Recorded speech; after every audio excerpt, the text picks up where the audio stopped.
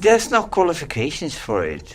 And I think that everybody who's gone through that process is a human being.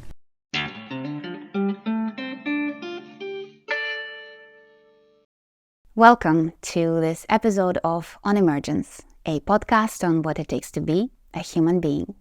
My name is Laura Sagan. I'm your host and a fellow human being. In this podcast, we explore various topics of what it takes to be a human, its multifaceted experiences. If you have been asking yourself questions that you may not know the answers to, and sometimes you may not even know what the question would sound like if you were to put it in words, you're in the right place. Welcome. Today, I am delighted to present to you a conversation I had with a very dear friend of mine, Christine Romeijn. And this conversation happened about a year and a half ago. A year and a half ago was really a beautiful time because that was the time when Christine has taught me how to love to learn to play guitar. Throughout my years of friendship with Christine, I really enjoyed her brain. And I think the older I get, the more appreciative I become of the way that she's thinking. And in today's conversation, we really ventured into multiple directions, as probably expected. We talked about the definition of what it takes to be a human, what makes a human human, what is the biological definition of human as a species, and we ventured to aspects of human existence like dancing, like creating music. So I really hope that you enjoy this conversation with Christine because everyone should have Christine in her life.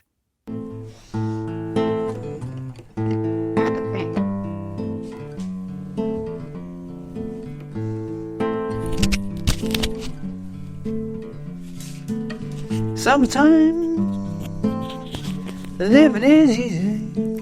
Okay. Fish are jumping, caught in his eye.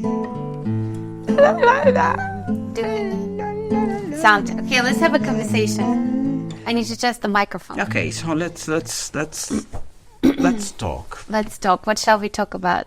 What's the podcast about? What's the idea behind the podcast? Because then I can sort of like hook into that. What it takes to be a human being. Oh,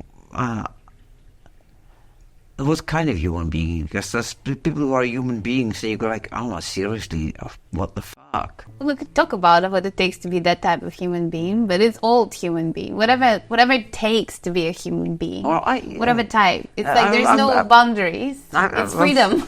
You just need to be born from human vagina, I would say. Is that all it takes? There's no qualifications for it. And I think that everybody who's gone through that process is a human being. What about people that go through cesarean? Well, yeah, them too, yeah, no, yeah. For now, people born from a human womb. But okay, human womb, that's a good one. I can envision that's not even necessary at some point. Like in Matrix. For instance, yeah, or just an artificial womb. I can totally understand. It's just being a human organism, basically. It's a very organic thing, and in the past, a lot of times people have asked that same question and came up with limitations on it, where some people are not seen as human as much, and that always ended up in horrible things. So everybody who's got like the human things is human. It kind of comes down to the question, how do you define a species in biology? At some point you can see people being isolated in populations and going their own way, evolutionary, and then at some point they're no longer able to interbreed and they end up being different species, but there's still probably a species of humans. Like Neanderthals probably were humans as well.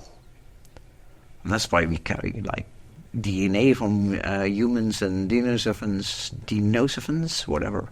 We could interbreed, and the offspring was fertile because we all carry Neanderthal DNA in us, which means that they're not a different species at all, so they're humans as well. And at some point, like I said, a lot of times in history where people viewed other people as not human because they were a different color or they looked different or whatever.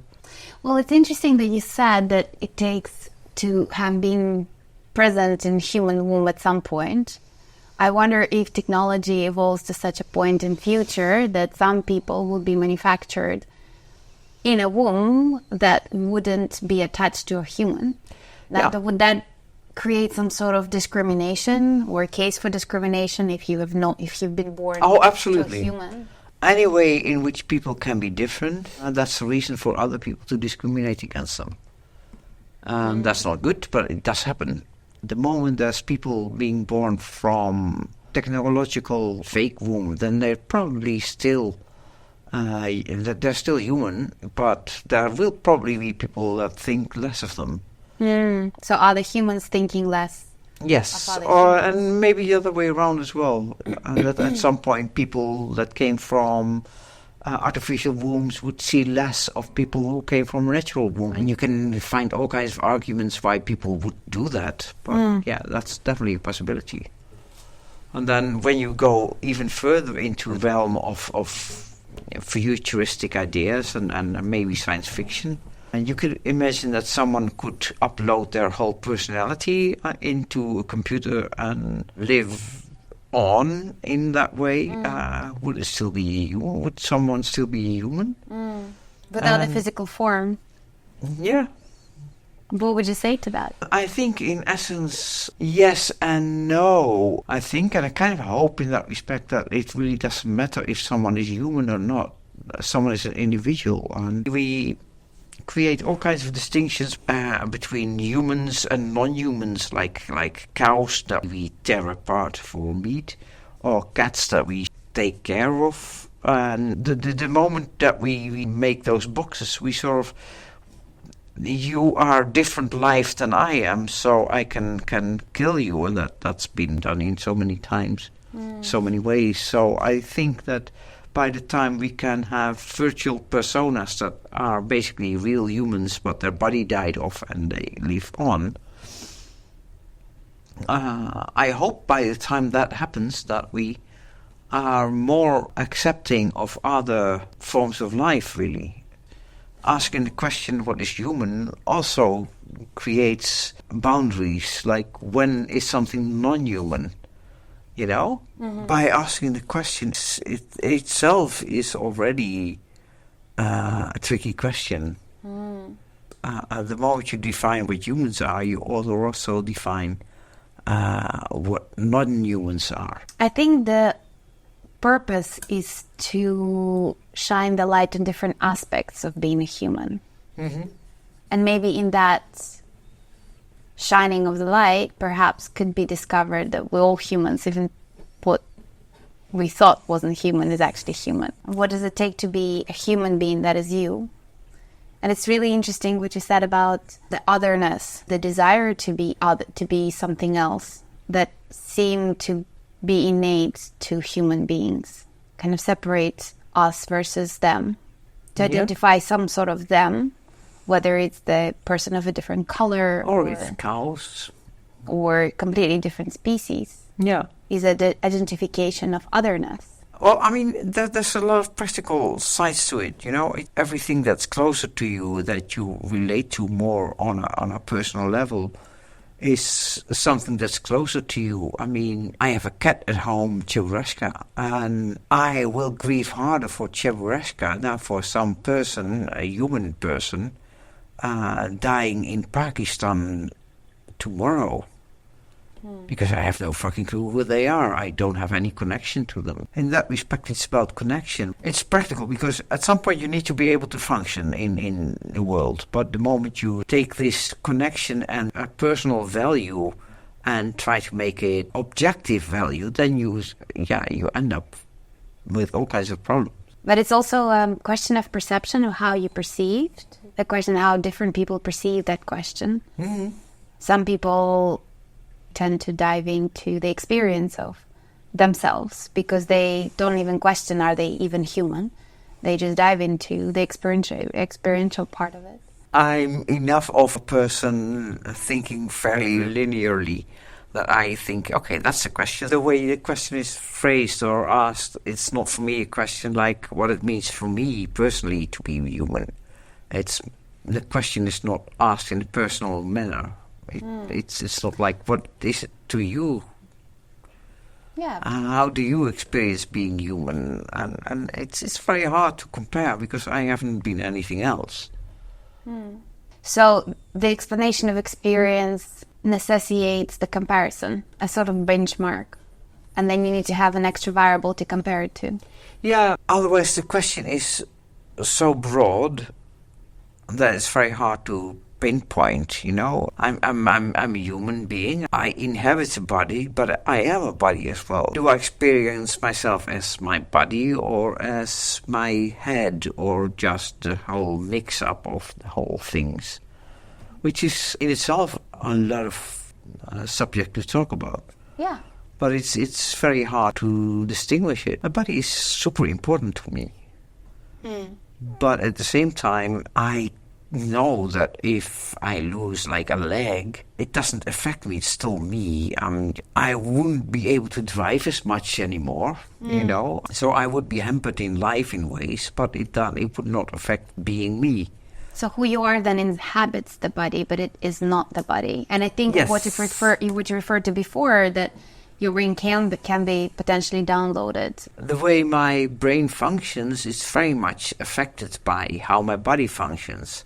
My brain is the whole part where one objectively would place, that's where your personality is, that's where your persona is, that's where you are. And you can chop off kinds of body parts off and it would not necessarily change you, but it does change you because your body changes and your body is affecting the way your brain functions.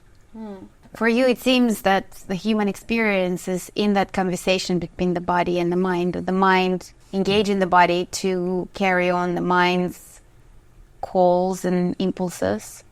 Does that resonate? Yeah, I think so, yeah.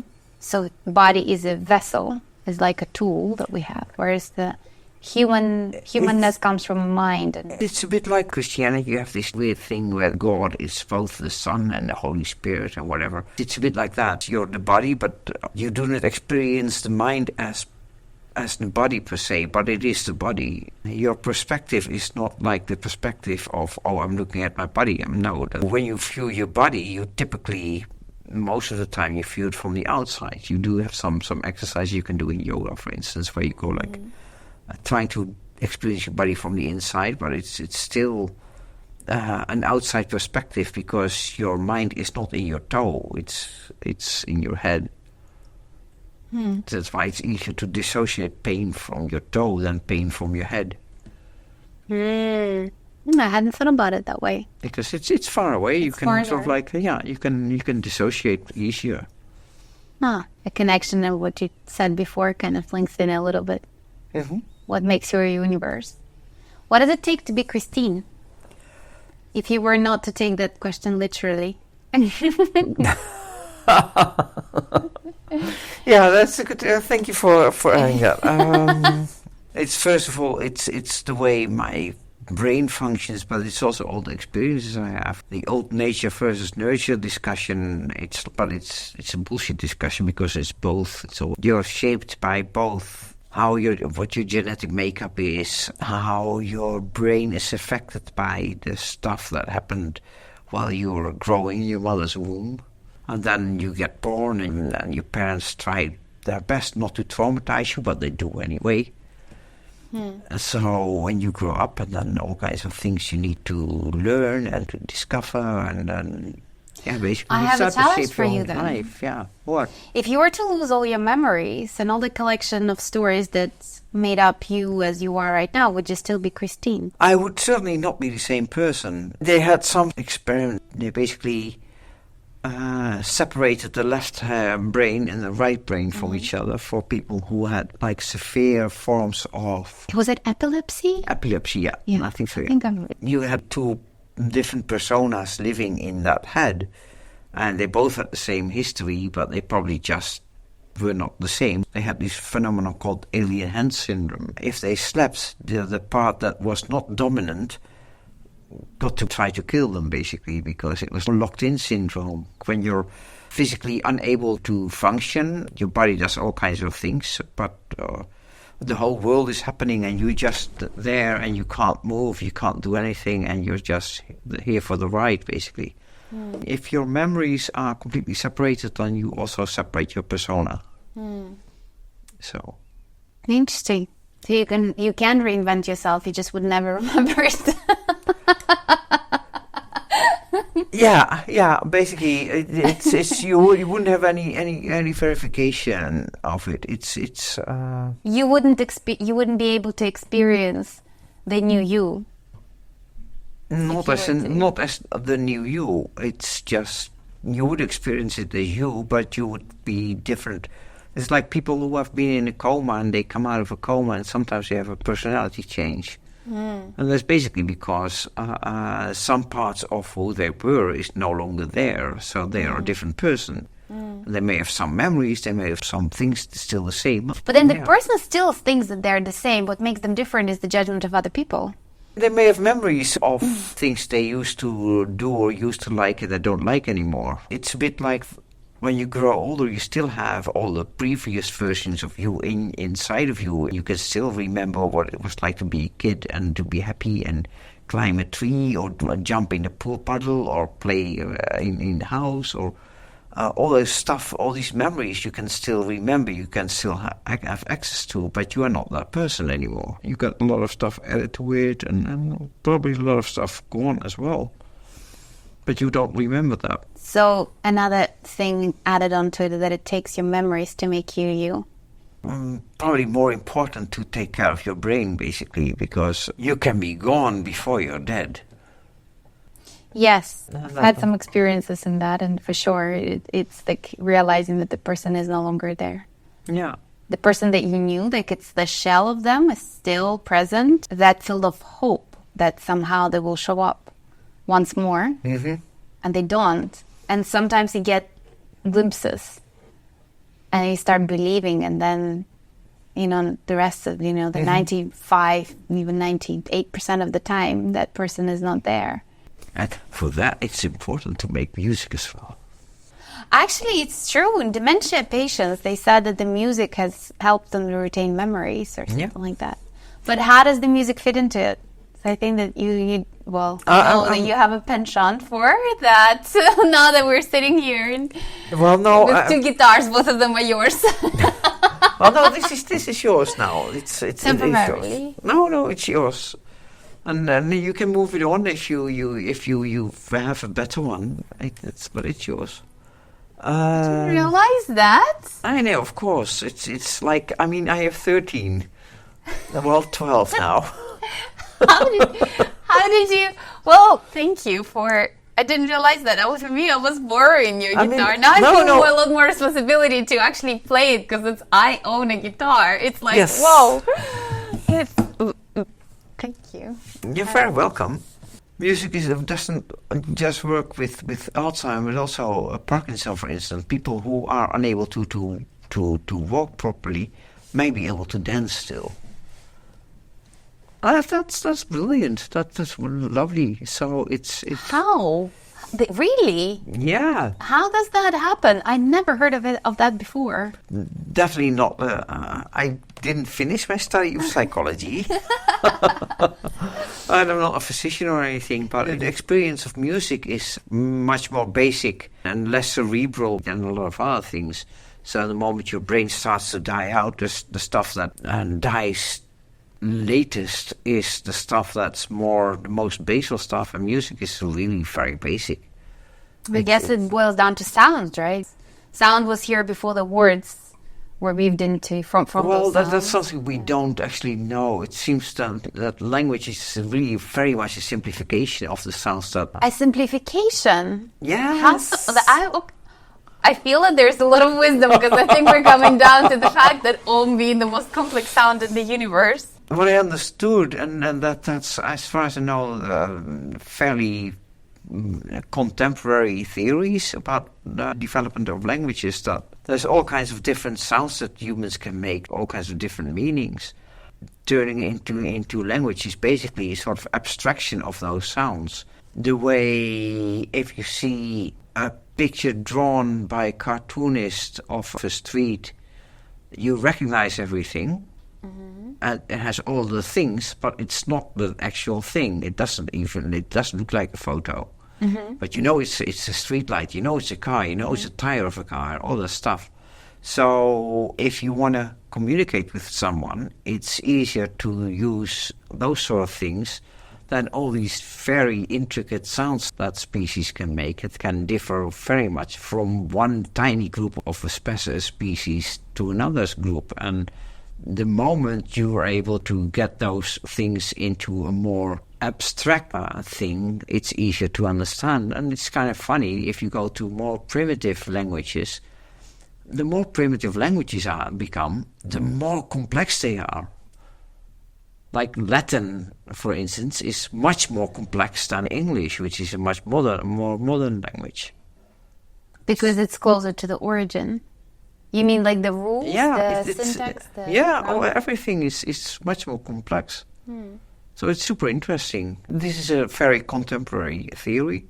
I would have imagined that actually language is now becoming more complex. How did it happen? Because if it all comes from simple science... Is it really getting more complex? No, and it really doesn't. And I'm speaking these words out loud, and I'm realizing, no, the way that I use words has simplified even over the last 2 years. Like, the messaging and emojis.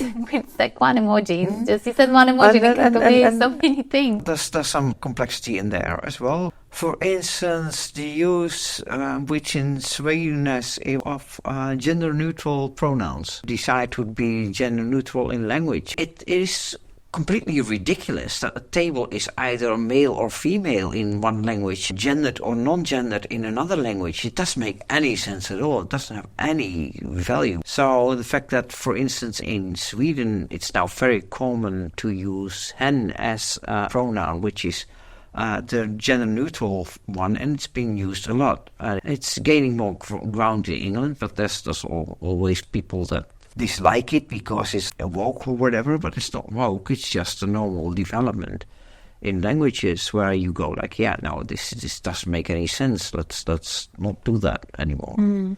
Because nobody cares if a table is a female or I mean, seriously, why does a table have a gender at all?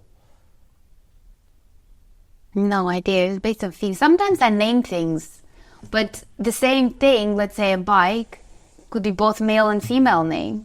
Like I've definitely named my bikes before, and I named things, and it could be the same thing, not as in like let's say 2 chairs, but one chair would feels a bit more of a female vibe, and another one is more male vibe, but I don't know why.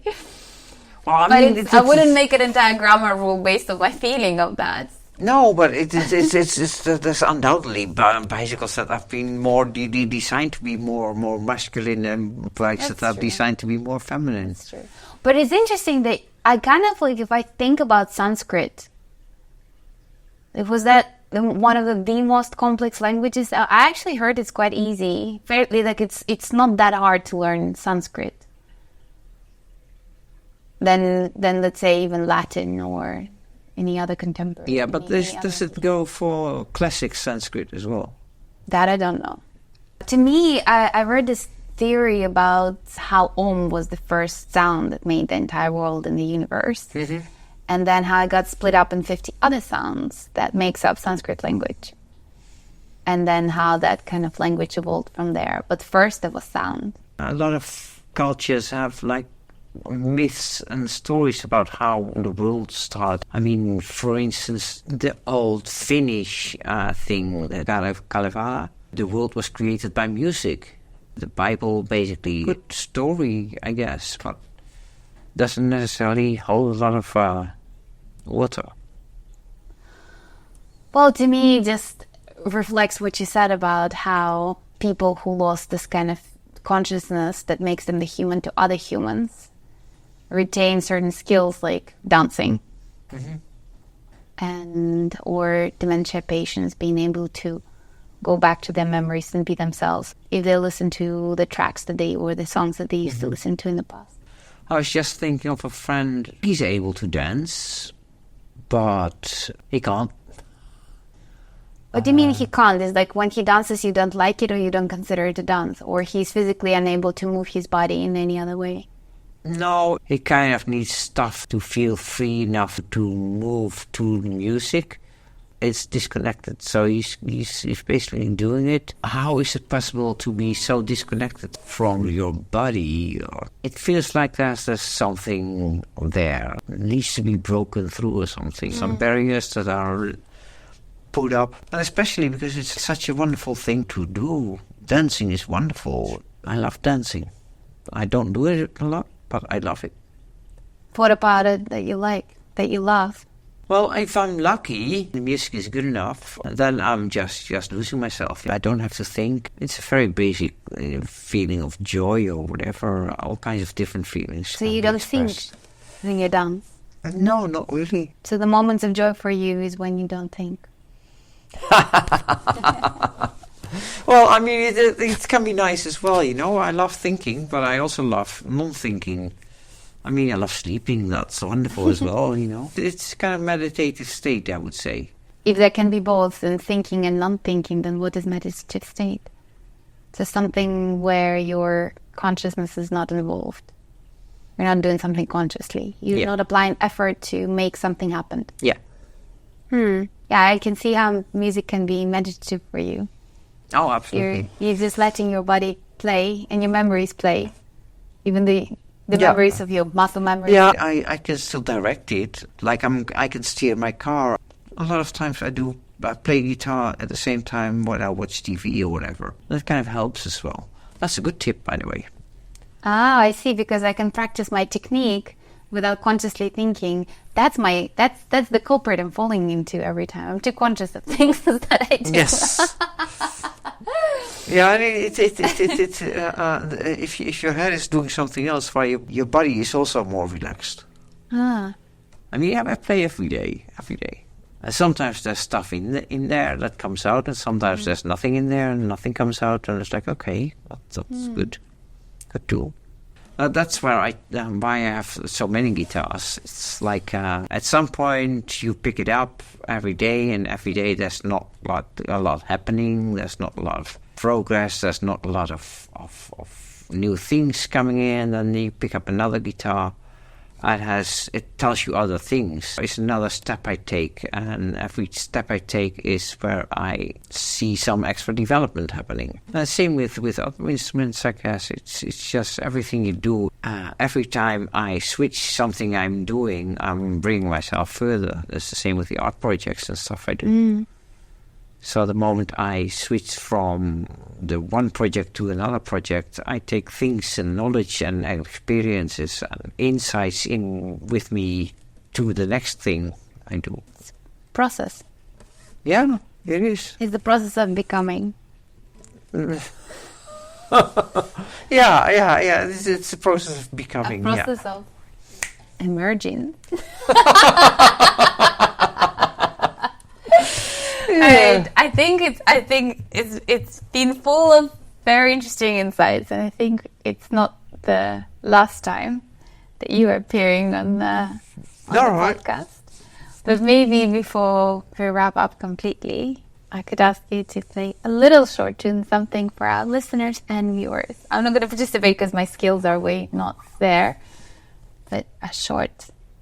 If I play a short something. Goodbye. Yes. All right.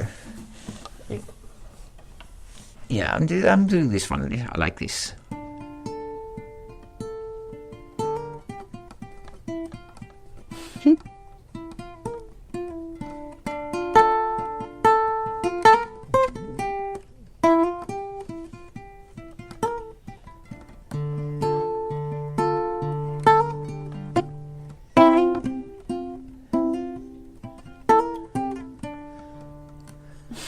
I hope you enjoyed this conversation, and I hope it also sparked some interest, some curiosity, and maybe some questions or comments. So please feel free to share those in the comment section below. Like always, I invite you to connect with the podcast, connect with me, whether it's on Instagram, the handle is On Emergence.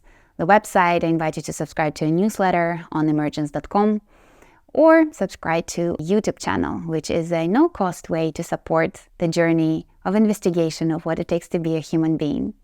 Once again, I'm Laura Sagan, and I will see you next week.